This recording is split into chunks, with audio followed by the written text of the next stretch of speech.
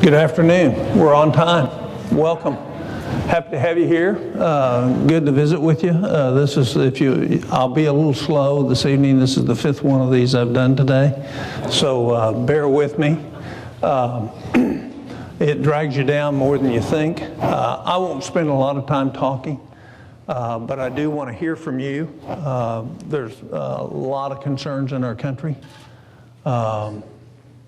Not any of them unsolvable, but they're still nevertheless big and problematic.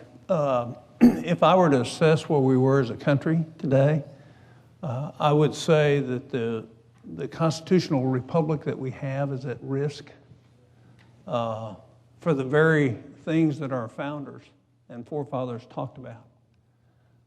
The abandonment of constitutional principles, especially the enumerated powers, has created situations in which we find ourselves leaving a legacy to our children that I certainly can't be proud of, and I know most of you will not be proud of. Our unfunded liabilities right now are $126 trillion when you add them all up. That includes the $17 trillion that we owe, plus the rest of the unfunded liabilities. The total net worth of the United States, all the assets that the whole country has together, is $84 trillion. So essentially, the game's up. And the problem is we don't have any visionary leadership in our country, in either party, that will stand up and talk about what the real principles and problems are. We have undermined self-reliance in the name of being charitable. We have abdicated personal responsibility in the name of being fair. And we're following in the footsteps of what every historian has noticed about every constitutional republic, is they don't last. And the reason they don't last is because we concentrate power at the central government and end up giving away freedom and create fiscal policies that undermine the very economy that supports the growth and the vibrancy of our country. I think they're all solvable. The questions I ask privately and publicly is, with all these big problems, why are we not addressing them in the Congress? And I hear often from Oklahomans about the fact that you all need to work together. I have an observation on that. We're going to have an $800 billion deficit this year. Congress approved that. I'd say we're working together way too well. We have agencies that are rife with fraud and programs that are rife with fraud that Congress has not done anything. They've agreed not to do anything about it. I think we're working too well together. Our biggest problem, in my estimation, is not our country and not our people. It's the elitism that comes from the career politics that dominates our Congress and our country. And I was asked today,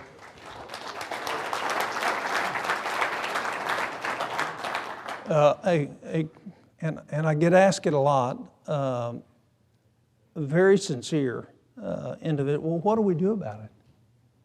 What do we do? Throw them out doesn't work unless you replace them with people that are different. 70% of the Senate essentially has never had a job out of career politics. So they are wonderful people. I mean, I get along great with Dick Durbin. I like him as an individual. Our philosophies are totally different. He means well as many of the other people that promote what I would consider policies that will undermine our future liberties. The thing is they lack a frame of reference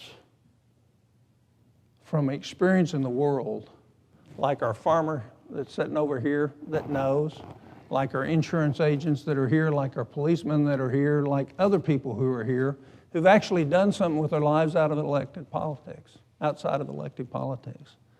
So it doesn't do any good to throw them all out. And I've been convinced that in the last week or so, I've read a book called the Liberty Amendments.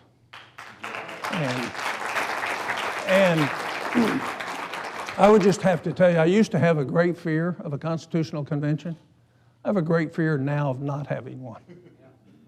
3/4 of the states would have to approve anything that was approved through that. So I don't think there's a lot of danger to our republic from us taking back control from Washington, honoring the 10th Amendment, enhancing federalism, and recreating a sense of personal responsibility and accountability, not only at the individual level, but at the city level and at the state level.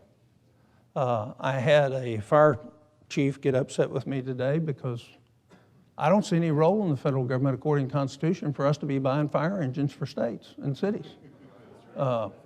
And the danger with that is you become addicted to the largesse of the federal government, who says they're giving you something, but they're actually stealing it from your children and grandchildren. And so, again, I will emphasize, I don't think we have problems we can't solve. We lack leaders who are thinking long term and understand what makes our country great, or has made our country great, is the very fact that we enhance personal responsibility. We enhance hard work.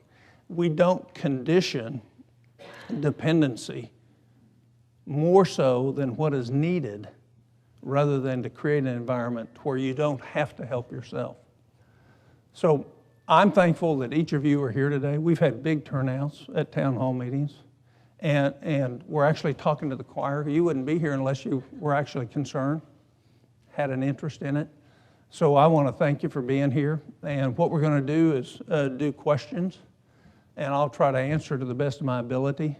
We have one rule, is we don't let go of the microphone. I learned a long time ago, if I let go of the microphone, it may be 20 minutes before I get it back. And for this large of I'll go as long as you all want to be here, but almost as long as you want to be here, until my blood sugar gets so low that I'm going to eat some My Place ribs. And that wasn't a commercial. That's just my favorite place to eat in town. So who wants to ask the first question? We've got a microphone right here, Connie.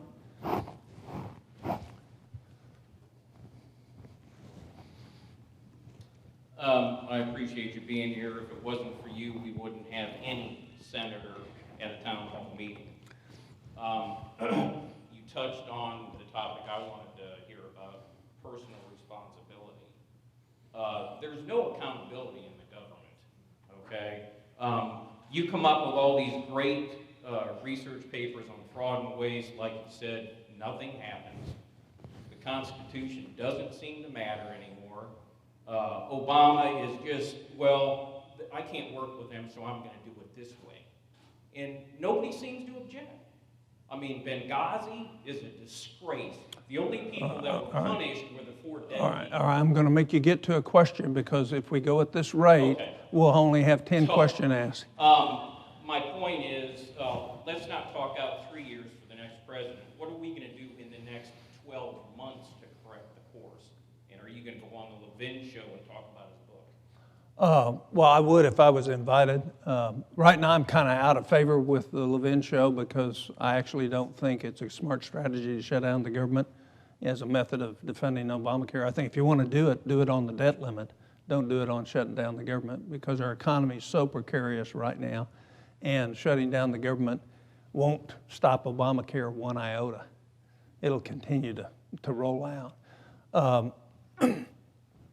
We're limited, and it's hard to, a couple of points I'd make is Republicans control the House of Representatives. That's 1/6 of the total government.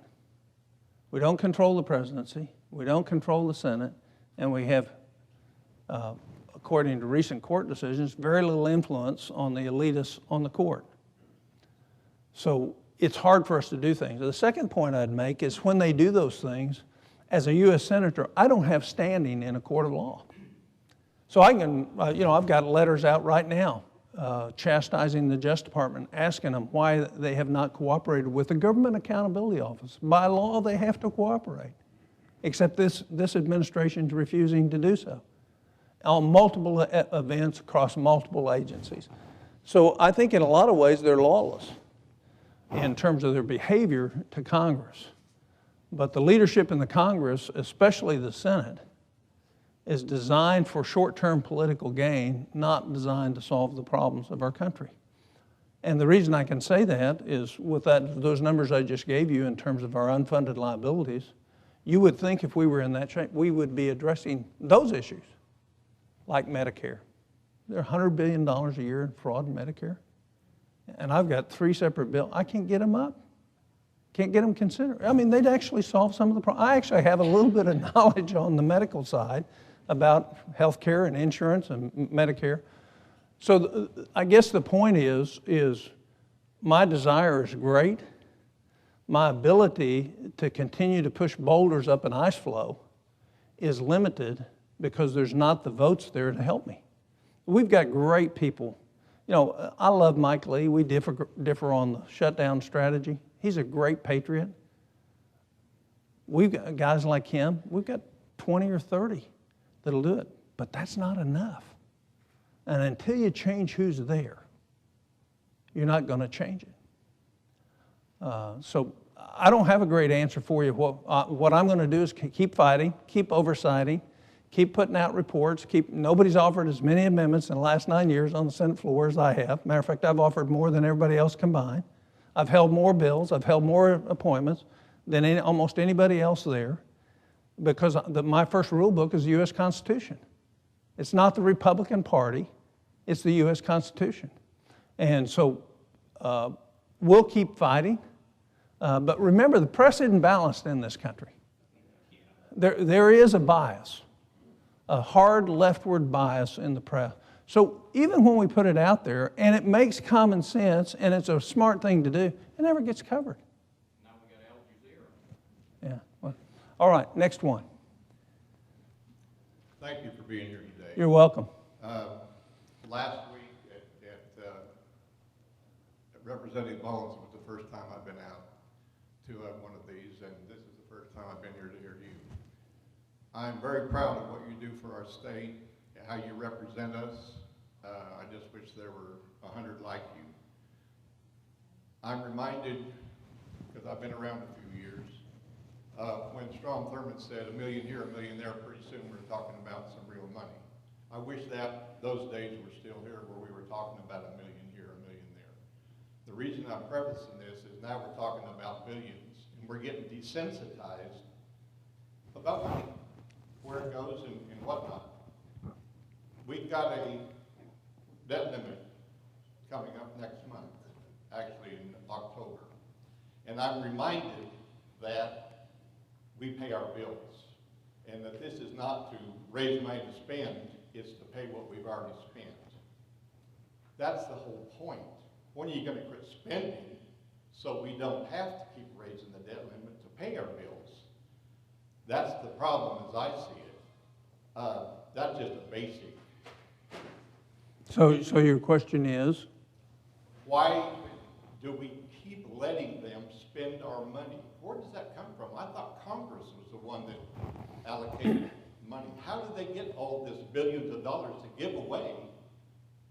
We've got serious problems in this country that money could go for. Yeah. Well, the answer, first of all, the federal budget under the Johnson administration was unified. So you confuse Social Security excesses monies, which started running a deficit about 5 or 6 years ago, with everything else. So there's mandatory spending, which Congress doesn't appropriate. And it's the vast majority of spending that we spend every year. That's why shutting down the government over Obamacare won't stop Obamacare, because 85% of it is mandatory spending.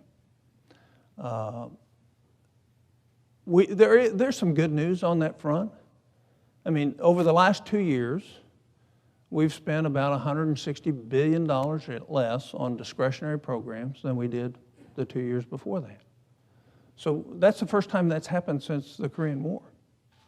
Okay, we did it once in 1996 when we did a rescission package when I went into Congress, which ultimately resulted in us balancing the budget, because the extrapolation of that $64 billion came out to be about $120, $130 billion a year. So it was a big deal.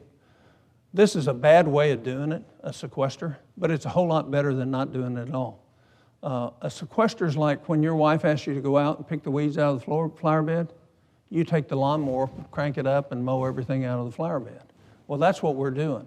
It'll be, if you go on our website, we put out a whole lot of sequester letters to the administration. Remember what we were hearing from the president? Remember how bad sequester is going to be, how nothing's going to, all this trash. And what was going to be 17 days of furloughs is now down to 4 on only about 50% of the agencies. Necessity is the mother of invention. There is still, after the sequester, $250 billion of pure fraud, pure waste, or pure duplication in the federal government every year. $250 billion. And we've done nothing about that. So the question is where's the leadership to do that? And what I'm telling you, it's not there. I don't see it. It's not in my party, and it's not in the other party. And it's certainly not at the president. He thinks we need to be spending more money, not less. So anyhow, a good portion of that is Social Security, Medicaid, Medicare, veterans benefits that are all mandatory spending that unless we reform those programs, they're going to continue to grow, and massively. I wished I didn't get it prepared by today. I'm going to show it tomorrow in Atoka, Stigler, and Hugo, and several other places. But I'm going to show the 30-year projections of spending and the 30-year projections of revenues. And it's totally unsustainable. You know, we're at $17 trillion worth of debt. In 10 years, we're going to be at 30. Well, I don't know. The question here, that's a great sidebar, whether we'll get there, whether the international community will continue to loan us money, or the Federal Reserve will continue to print money at interest rates. You know, if we were at historical interest rates today for what we borrowed the last 20 to 30 years, we'd have another $1 trillion worth of deficit just in interest costs. Our historic's about 5.89%. And we're paying about 1.35% right now. So instead of $233 billion in interest costs a year, we'd have $1 trillion in interest costs a year. And that's $1 trillion that you're not going to pay. Your kids are going to pay it. And how they're going to pay it is through a markedly decreased standard of living. The inability to purchase a home, the inability to send their kids to college, that's what's going to happen. And we need to change it. And that's why I said the pretty outlandish statement is that I'm afraid not to have a constitutional convention. I don't think we have time to wait. And I think Mark Levin has done a great service to this country by raising those issues. Now, he's pretty harsh sometimes, but the fact is we have real problems and they need real solutions. And that's one, and nobody else is offering anything that comes close to it. All right, Connie. Welcome home, Senator Coburn. Thank you.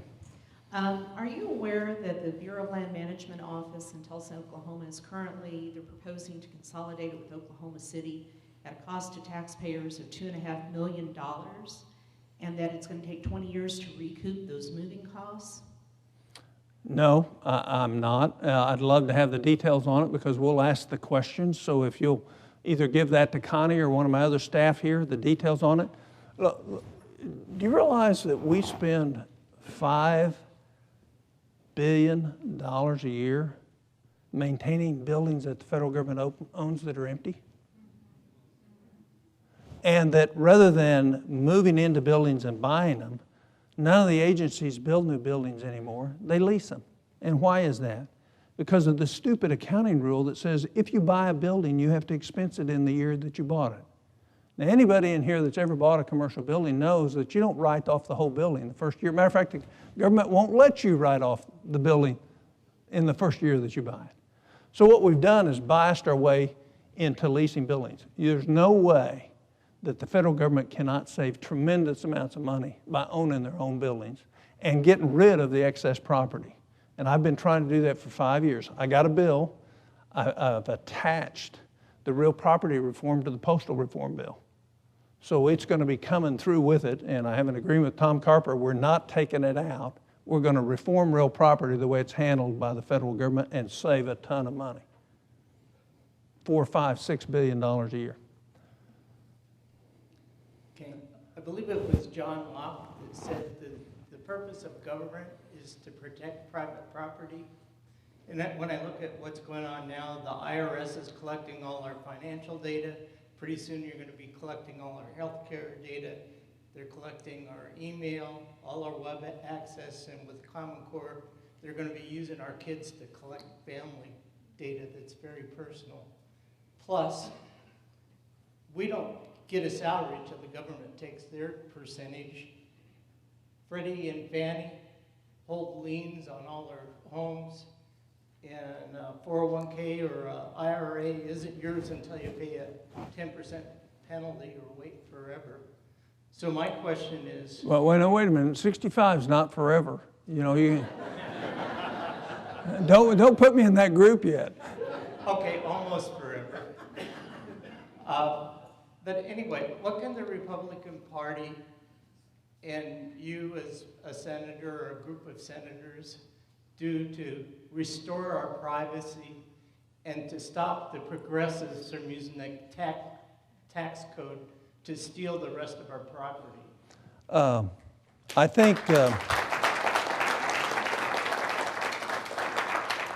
well, let me state a philosophical point first. We had an election in 2012. Republicans didn't do real well, did they? My observation is everybody in the world knows what we're against, but nobody knows what we're for. And when all they hear about is what we're against, they quit listening. And the first thing we need to be is talking about a positive vision of how we restore our country and what it means to you. What does it actually mean if we restore it? What does it mean to your kids? What does it mean as far as personal liberty and your private property? You know, you forgot to mention that all these enrollers for Obamacare are going to look at every bit of your tax stuff and every bit of your medical stuff. And these are people who haven't had their background screened, haven't been looked at. You're just going to trust the average person on the street some of the most personal information you have, if in fact you want to enroll. And then if you don't enroll, we're going to fine you. You know, with a quote tax that our Supreme Court justice manipulated the words on. So I think the first thing we have to do is talk about the vision of self-reliance and earned success. That means something different to every one of us. Whether earned success means I'm a great poet, or I built a business, or I'm a physician, or I'm a great carpenter or policeman. But we need to re-enhance what it means to be successful and contrast with what it means to be dependent. I'm going to give a speech. I've been working on this for 6 months. My staff, you have a great staff in Washington. They're not careerists. Most of them are young, but they're very, very smart. Their average age is probably 40, 35 or 40. We've been researching all the government benefits. And right now, if you're a family and you take advantage of every government program that's available, you can receive almost $50,000 without taxes per year on the backs of us. On the backs of us. Now, my faith says I'm to help those that need help. That's not helping. Ultimately, that's hurting. And it's hurting everybody. So I would recommend, I may have done this at a town hall meeting before here. There's a book I believe every concerned citizen ought to read. And it's called The Tragedy of American Compassion. It's written by a guy by the name of Marvin Olasky. And he outlines the history of how America used to help people who need help. And it was highly effective in terms of turning people's lives around, in terms, if in fact they wanted help to continue. In other words, it was kind of like you discipline your child and how you would change behavior. And so I think we have a long ways to go in terms of doing that. All these programs are multiply well-intentioned, but administered in such a way and run in such a way is that they totally undermine self-reliance. And we need to change that. It's a big deal when it comes to the money that our kids are going to have to pay in regards to those programs. All right, who's next? Thank you, Tom. I want to thank you, and I want you to know I'm proud of you. I'm proud of every one of our Oklahoma representatives. You guys, when you talk, I understand what you're saying, and I really appreciate that. I watched Mark Levine the other night on Kennedy, and he brought up there's only two ways to resolve what we got going on in this country. One of them's going to be real bloody. And he said the other one is a state convention, which you just mentioned. Is there any conversation going on among the states? And as a individual, what do we need to do to get that started? Because he also made the point it's going to take a while to get it done. It is. Well, first of all, that wouldn't go through me. That would come through your state legislature. And so what do you need to do is you need to, first of all, I would recommend you read that book and have a good understanding of the case to be made so you can defend your position. Number two is you have to lobby your state legislators because they're the ones that have to make that decision. You know, I don't agree with everything in his book, but I certainly agree with his attempt at a solution where we find neither political party tends to have the courage to stand up and do the things it's supposed to do. I mean, just the example of the fire chief today. I mean, it's plain English in the Constitution. Fire control at a local community has nothing to do with the federal government. And yet now we've become an entitled class because we've been given these grants since 9/11, and everybody thinks you ought to have more money for your fire department. That's your responsibility. Same with your police. You know, education, somebody mentioned that. We've spent $2.6 trillion since the Education Department was founded, and there's not one parameter in measure of education success that's better, and there's multiple that are worse. Thomas Jefferson's quote on education was this. He's the father of our modern university system. He started the University of Virginia. If the federal government's to be involved in education, you have to have an amendment to the Constitution to be involved. Here's one of the authors of the Constitution specifically stating federal government has no business in education. Matter of fact, we've made a mockery of it. We send this money down, but then we send all these requirements and don't allow the local teachers who really love our children, the administrators, and the parents to make the decisions that are best for their kids. And consequently, we're not succeeding. Today, the ACT reported less than 12% of the people taking the ACT this year so far are qualified to go to college. That's a disaster for our country.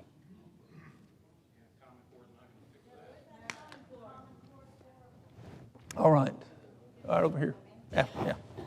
Senator Coburn. You don't get a hold on to it very long. I know, because you know me. I'm Rhonda with the Tulsa 912 Project, and I have a couple of comments that I've made. When you were talking about Congress, first I want to thank you for being here, and of course I wish you would come to Tulsa. And then the problems that we have in Congress deal with our leadership. And when our leadership won't allow Congress to do some of the things and to hear some of the bills that are being heard, it's not so much the good men and women that we have serving in Congress as it is people like Speaker Boehner that will keep things from being heard. You have stated, you know, we've talked about Obamacare. And of course, the Supreme Court didn't give us the ruling that we wanted. And in 2012, of course, the elections didn't give us that either. And when you ran last time, you stated that you were the most opposed to Obamacare of anyone that could be. And we re-elected you to not only represent us, but to fight for us. And because of that, we need men and women that have courage.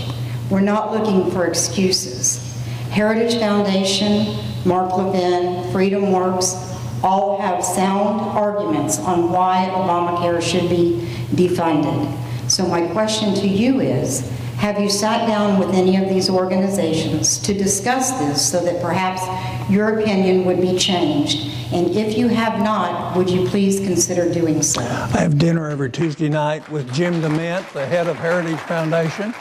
I live with Mike Lee and Marco Rubio, two of the people that are behind this impetus, the claim that because you won't sign a letter, you're for Obamacare is utterly ridiculous.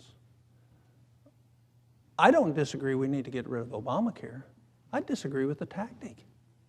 You don't set a strategy out to, in fact, try to accomplish something, ignoring a couple of realistic facts. One is the only way you get rid of Obamacare is with 67 votes in the U.S. Senate and 2/3 of the House of Representatives.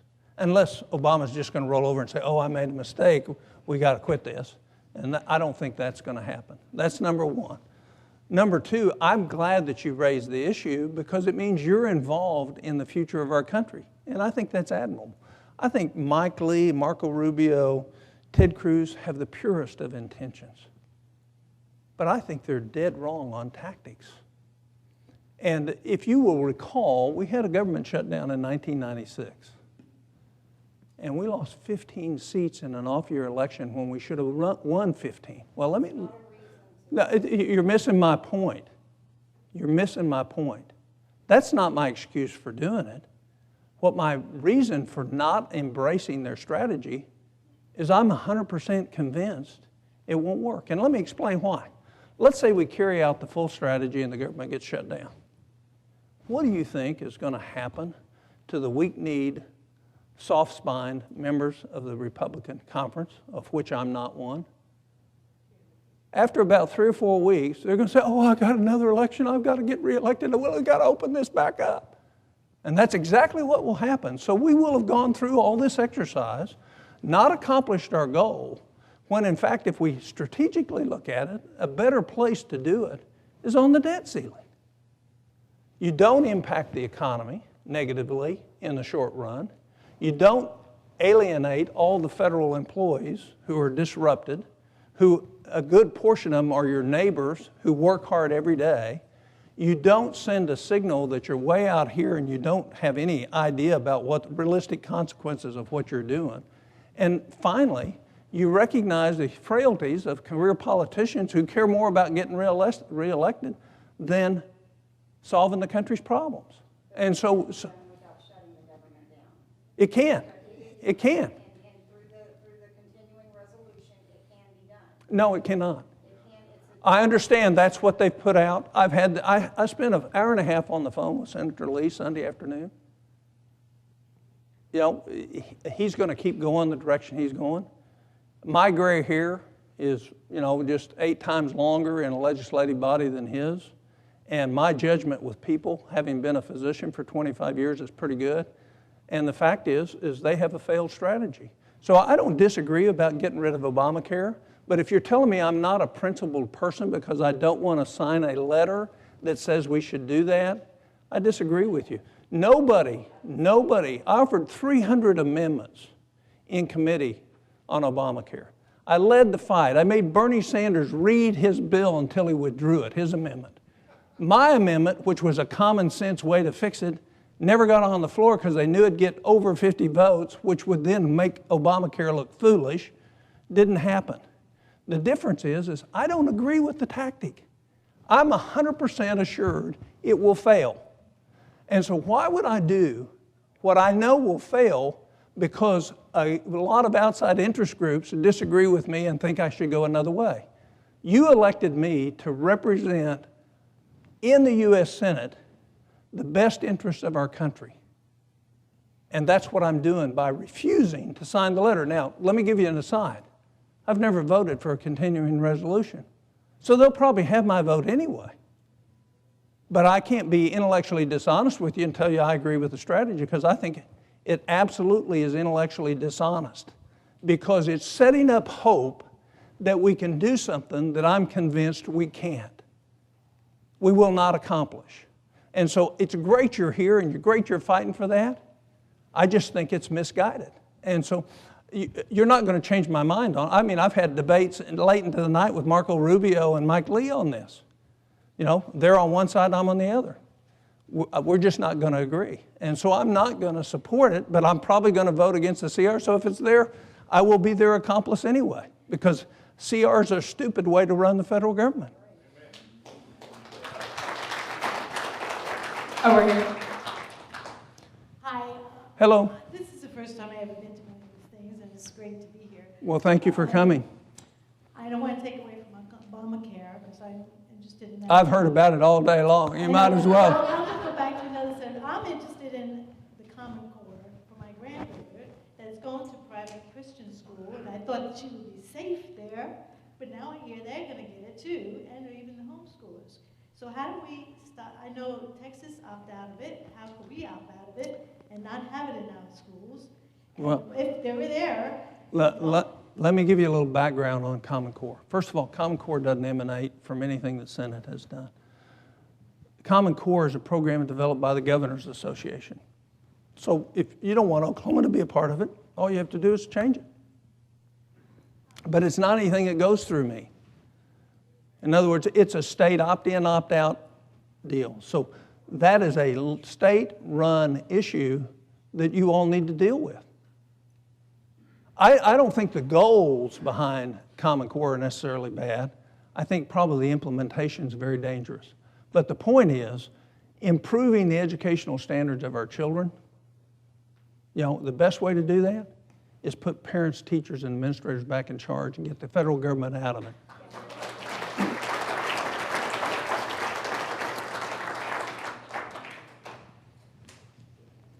Senator, thank you very much for your being our senator and representing Oklahoma.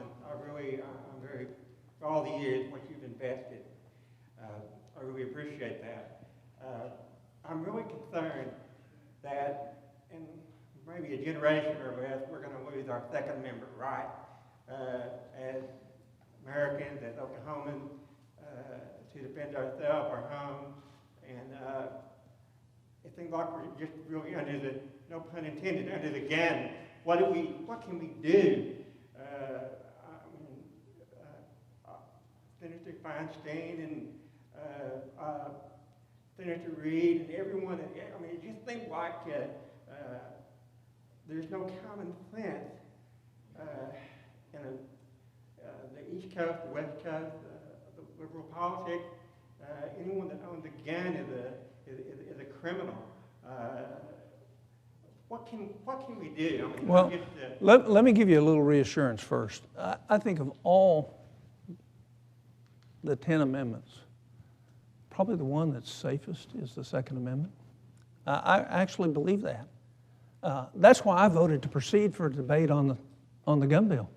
I want to have that debate all the time, because you can't stand up to the logic, the consistency, or the Supreme Court rulings that have instituted your right to defend yourself.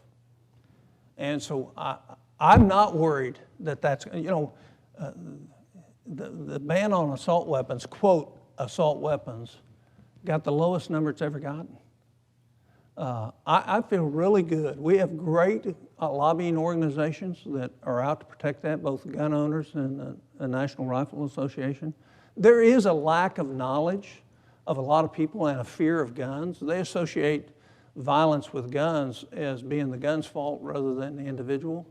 And there's no question there are tragedies, but they discount the number of tragedies that are averted because of the same thing. So I would just want to reassure you that I think that's pretty secure. I believe with rights come responsibilities. So I think gun owners ought to set the example for being exemplary citizens by being totally responsible with guns, who they sell them to, how they sell them, how they handle them, how they keep them locked up, how they keep children from getting to them, how they teach young children about them. You know, I think with every one of our rights come real responsibilities, and I think if we were to example that to the far coasts on both ends, they might soon have an understanding of it. You know, gun violence in this country over the last 20 years is 46% less than it's ever been. A decline of 46% over the last 20 years in this country in gun violence. And the number of guns is about fivefold. So there are a lot of arguments to be made. the tragedies associated with violence are terrible. My wife and I have this debate. She's totally anti-gun. I understand her situation, but the one reason our founders wanted to protect our rights under the Second Amendment doesn't have anything to do with hunting. It has to do with defending our freedom. And so maybe you could call us paranoid, that we're worried about it. But I think if you look at the fiscal situation of the country and some of the lawlessness of the branch agencies of this administration in terms of ignoring what the law is, I think we have real reason to protect that right. And what I see now in Congress is a growing group that want to protect that right rather than a lessening group. I would tell you to worry more about your intellectual rights, your property rights, your privacy than I would the Second Amendment. Yes, ma'am. Thank you for coming. We're back on Obamacare. You said that you disagree with the strategy that Senator Cruz and Mike Lee are offering up to defund Obamacare.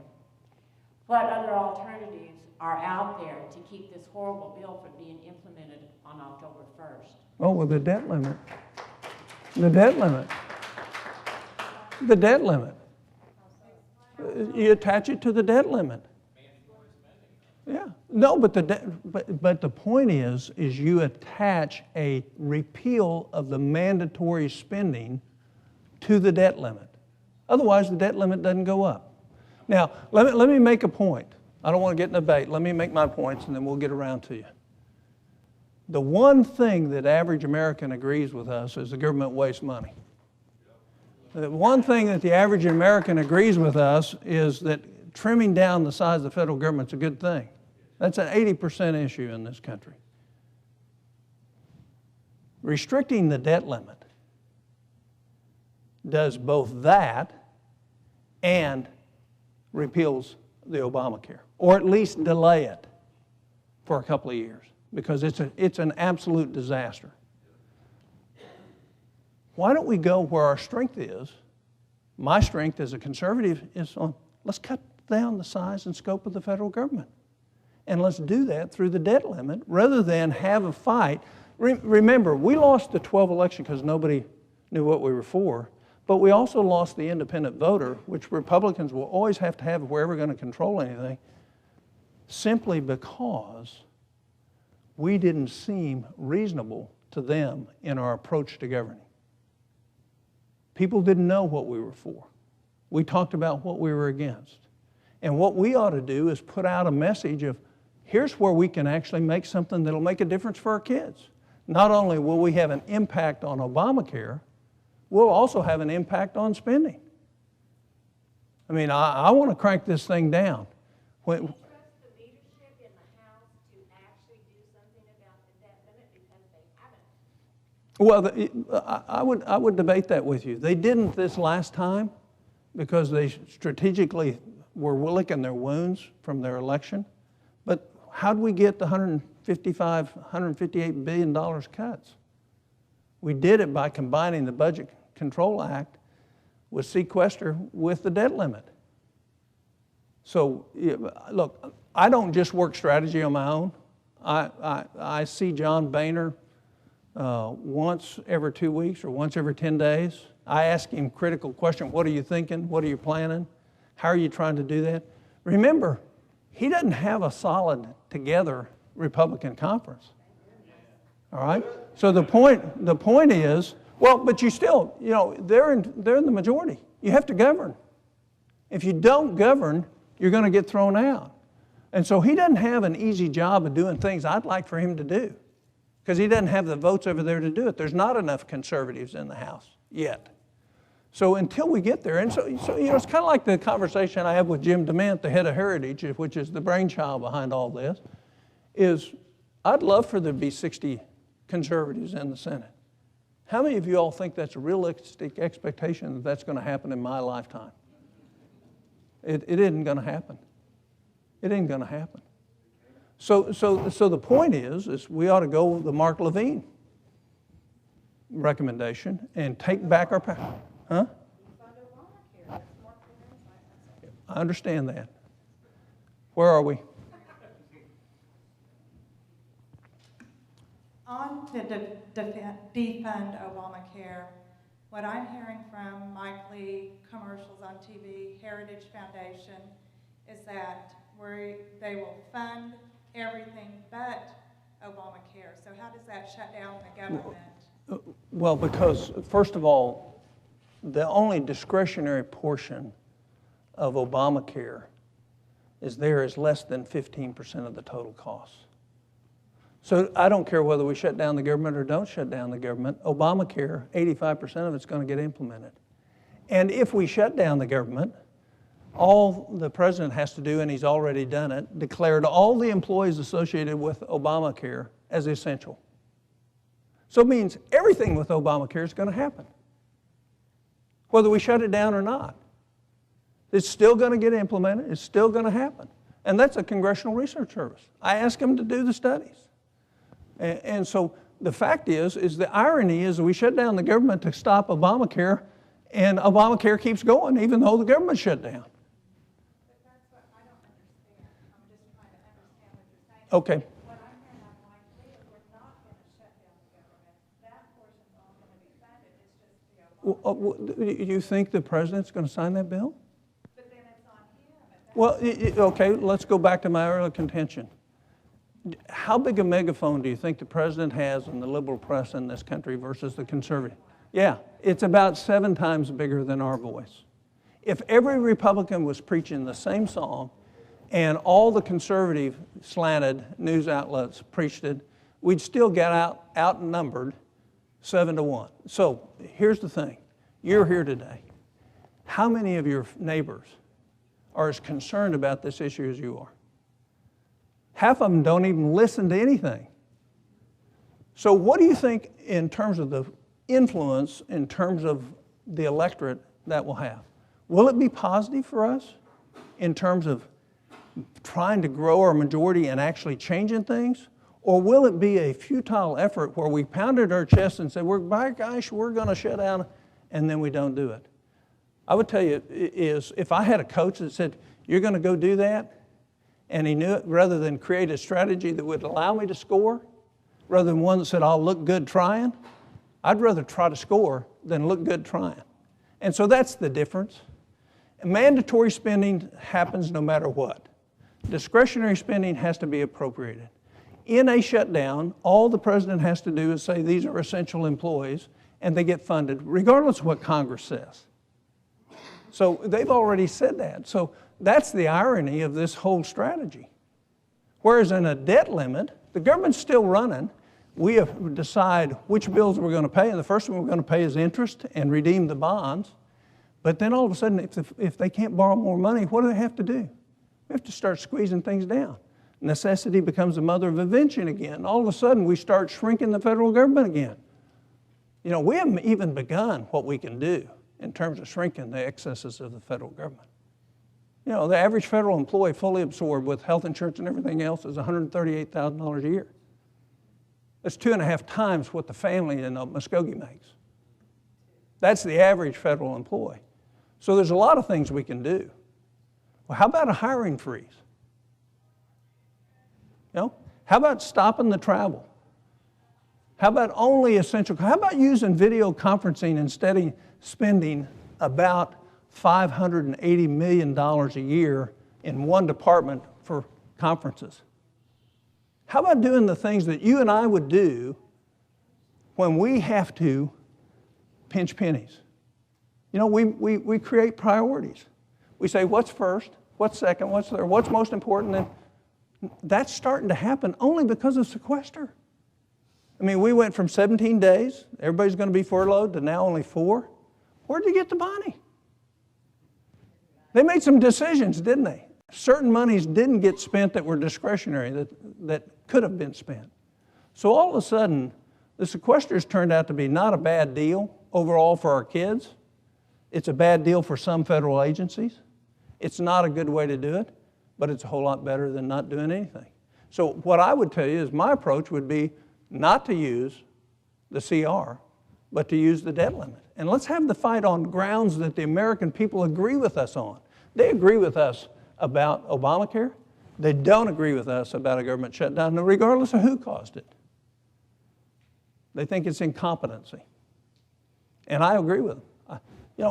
It's childish to shut the government down when there are certain legitimate factors of the federal government that ought to be operating every day for all of us. Where are you, Connie? Yes. Should I state my name? Well, you better. Look, we got the FBI here who's going to photo you too. Right? Oh, okay.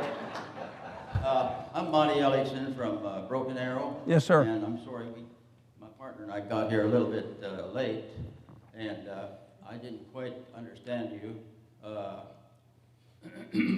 Are you for defunding Obamacare or against Obamacare? Just give me a yes or a no answer. I'm for defunding Obamacare. What? I am for defunding Obamacare. Okay, that's what I want to hear, and I think most of the people here in this room want to hear that. And we can count on you to vote that way because we're going to be looking and watching you. Well, Senator, I'm you better do what we wanted you to do because we're paying your salary. How many people here want him to vote I want to see your hands, to defund Obamacare? all right. And let me ask the question. Let me ask the question a different way. How many of you want me to defund Obamacare if it's going to force a government shutdown and then we're going to cave on the government shutdown? How many of you want that? So you have 3 out of this whole group that want us to do that strategy instead of, look, you've missed my point. I don't vote for CRs anyway. Nobody fought harder and nobody has led the fight against Obama. You realize we've gutted 6 components already out of Obamacare? No, it's not. It's 30 days after that. Well, you and I are going to have to disagree. I think the tactic is a failed tactic. Well, you're missing my point. Look, let me set one record straight here. It'll offend some of you and others. You elected me to follow the Constitution and making my best judgments in the long-term interest of this country. That's what you elected me to do. You're not going to like every one of my votes.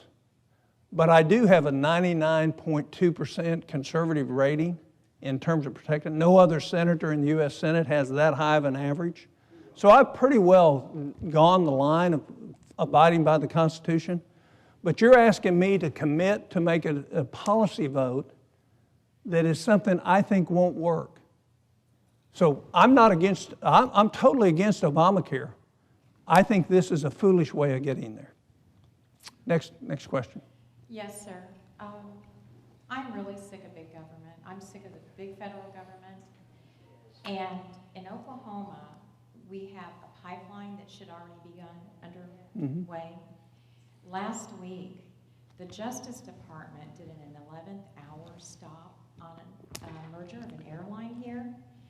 What it makes me feel like is these big bureaucracies, unelected people, the EPA, the IRS, The Justice Department. The Justice Department. You can go on and on, sir. And it's like they want us to be Detroit. We didn't vote for him. 08 and 12, he got no votes from the state. Thank you, Oklahoma. But we're paying for it. And he does an end run around everybody. What can we do to get Oklahomans working, to get these things implemented, without them sitting up there and saying, this is what you're going to do, instead of the people that own this country telling them what to do? Gosh,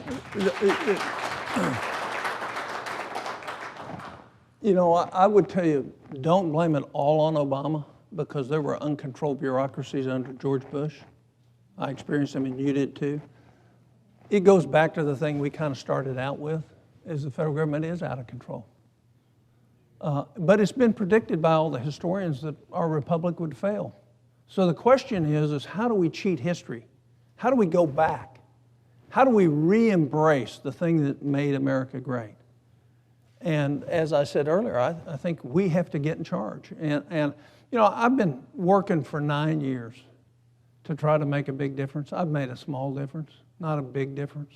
But I've worked every day to try to do that. But I'm convinced the only way we do that is have the states start exerting their 10th Amendment authority and start reassessing through a convention changes to the Constitution that restore federalism and a constitutional republic. And so I think that's the way. Look, You're frustrated. You ought to see me in Washington. Ask my staff. I want to pull, yeah, ask my wife. I want to pull my hair out.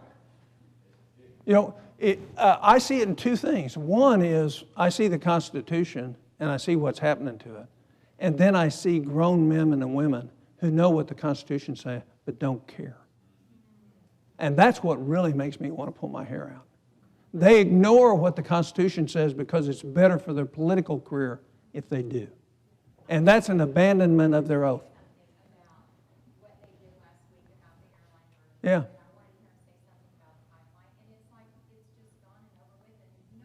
Oh no, I've already, it's not over with. First of all, when you approve Delta and Northwest, and you approve United and Continental, and then you don't approve US Air and American, what you have done is condemn those two airlines to eventually go out of existence. So if in fact it was not anti-competitive for those other two, the only reason this is happening is because they want to look tough on antitrust. It has nothing to do with the facts of the case. Well, it may be. That may be too. But the point is it's arbitrary and it's capricious. And that's why it's not based on common sense or sound judgment or true antitrust law. It's conjured up. They found 7 share codes out of all those codes that were anti-competitive. And they're going to stop that merger on the basis of that? You know, it just shows you how lawless this administration is. And I don't say that word lightly. All right. Senator, my name is Carl Folsom. I'm one of those federal employees you were talking about, but I can assure you I don't make anywhere near $138,000 a year. I'm actually a federal public defender here in Muskogee. I live up in Wagner. And you were talking earlier about the sequester and how it's actually been a good thing in decreasing the size of the federal budget. It's certainly done that.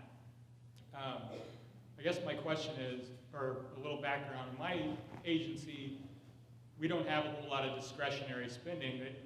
As you might expect, the public defenders don't get the biggest budget for the whole federal government. You know, I mean, it's pretty lean, and so when there's a big percentage of cut, like sequester is imposing on us, it means we cut people. And we've already lost 3 employees because of that. We might have to lay off more people at the start of the fiscal year.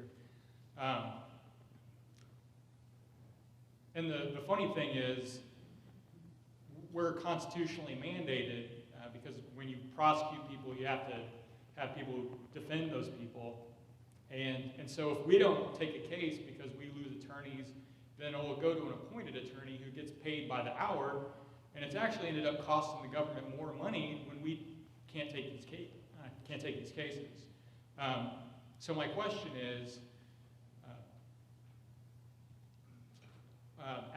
as a doctor, would you rather perform surgery with a hatchet or a scalpel? I mean, why doesn't Congress step in and pass a budget and say, these are the good programs that are efficient, that are necessary, these are the programs that we think there's waste, and why doesn't Congress make that decision instead of just imposing and tightening down on sub-agencies that are necessary and are efficient?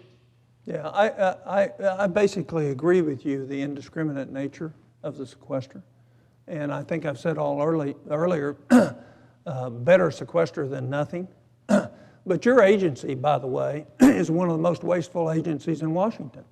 And it's not my fault that the money doesn't come to you. You spent $480 million last year on conferences. The Justice Department, and half of those could have been done on, well, let me finish the point. Half of those could have been done on video conferencing. But no, we decided to spend $300 a night or $400 a night on rooms. The judges are taking a big trip here in the next few. I've already criticized it. It hadn't stopped it. $600 a night rooms. I mean, the fact is we're broke. We're out of money. Who would you think? Should we have a conference where judges get together, or should we pay public defenders? What should we do? Nobody's making that choice. So I don't disagree with you that it is unfair the way it's rolled out. But let me tell you, there's no place in the federal government that isn't rife with waste. And let me just give you an example. You never heard one thing from the State Department about the sequester, did you? No, not one peep. Why? Because there's so much waste in the State Department, there's nothing to have a 4.5%, 5% cut. And if you had any common sense applied to the management of most agencies, there wouldn't be a problem. The second point I'd make is President Obama, through the OMB, made this sequester much harder than it needed to be. He had the choice of doing two things. He could make the sequester agency-wide, which means program-specific, or he could make it just to the department and let them meet the goals. He chose to make it specific so that it would exert the most pain on the most people so that he could win the battle of increasing spending. That's what he did through the OMB. So they had a choice. And your department probably wouldn't have got a cut at all had he made a choice to do it the smart way, the way a prudent person would do it, is cut the waste, keep the good. But they didn't do that. They went by department, by line item, by facility. And so we have the problems that we have with sequester because of the choice that the president made to make it as painful as possible. Senator Coburn, welcome to Muskogee. I'm from the Bragg-Score area.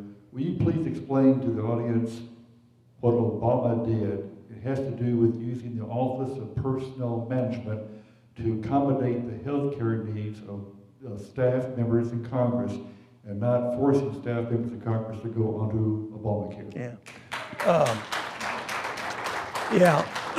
I actually had raised a question because I've turned back about 20% of my budget every year in running the office. And I wanted a decision, thank you very much, Bob.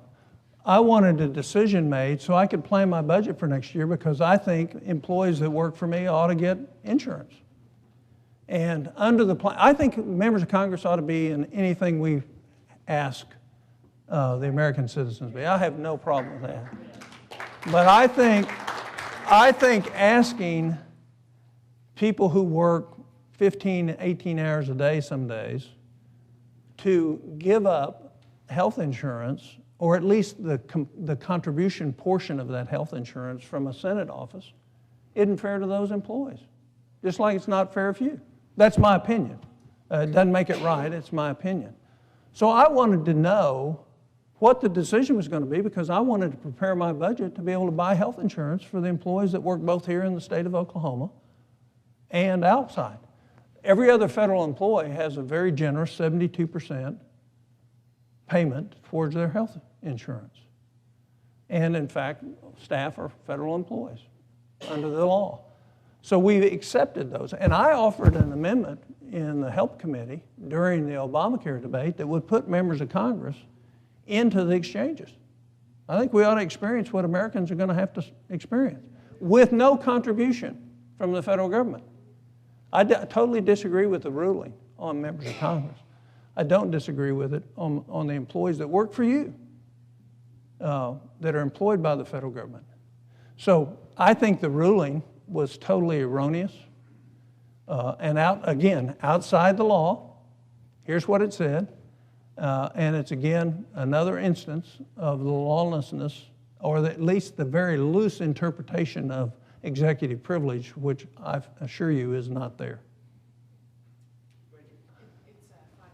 Okay, got right over here, and let's get one back over here, and then we'll finish up.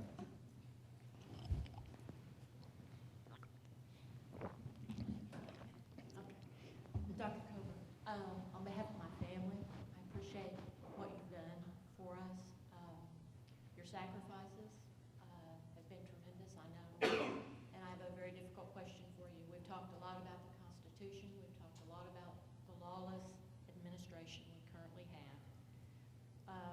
The Constitution provides for three branches: executive, judicial, legislative. We have an executive setting president who is rewriting laws, failing to enforce laws he has chosen that he wanted to have passed, selecting which part of laws he wants enforced. I want to know who he is accountable to and who is responsible for enforcing his constitutional requirements and responsibilities. Yeah.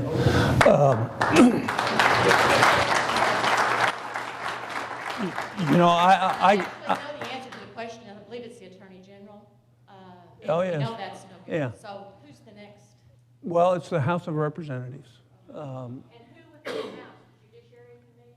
And it's the Judiciary Committee. What you have to do is you have to establish the criteria that would qualify for proceedings against the president. And that's called impeachment. But that, you know, that's not something you take lightly, and you have to use a historical precedent of what that means. You know, I think there's some intended violation of law in this administration, but I also think there's a ton of incompetence of people who are making decisions. You know, in Homeland Security, 15 of the 17 top spots right now are empty. And I would just tell you, a general portion of the nominees are absolutely incompetent. Even if they're incompetent, I mean, the IRS forces me to abide by the law. Yeah. Whether I'm incompetent. Yeah. No, I agree. And so my little wiggle out of that when I get that written to me is, I believe that needs to be evaluated and determined, but thank goodness it doesn't happen in the Senate until they brought charges in the House. So I think those are serious things, but we're at a serious time. And so whether, I don't have the legal background to know if that rises to high crimes and misdemeanors, but I think they're getting perilously close as terms of, I can just, let me share with you. You know, I had USCIS employees. These are the people that do the background investigation on immigration. Told me personally, managers, that Homeland Security told them, don't worry about it, ignore all the background approved people. I mean, this is the management telling the career employees to do something against the law. So, you know, I'm documenting all this stuff as it goes along, but I don't know where that level is. I'm kind of like the lady in the back. I'm fed up. I'm frustrated. And, you know, I am happy to raise an issue at every point. Barack Obama is a personal friend of mine. He became my friend in the Senate. But that does not mean I agree in any way with what he's doing or how he's doing it. And I, quite frankly, think he's in a difficult position he's put himself in. And if it continues, I think we're going to have another constitutional crisis in our country in terms of the presidency. Oh, sure. It's not just his failure to, look, I'll make this point. The rule of law is the one thing that this country has better than anything else. The rest of the world looks at us and says, that's the glue that holds them together. Because no matter whether you're poor, a minority, rich, insider, outsider, you have this gentleman in the back who will defend you and make sure that your side of the story gets told. And when you have an administration that undermines the rule of law, here's what happens. The next time I'm at a decision point on the rule of law, I say, well, gosh, if the administration doesn't have to follow the law, and the president doesn't follow the law, and my senator doesn't follow the law, why should I?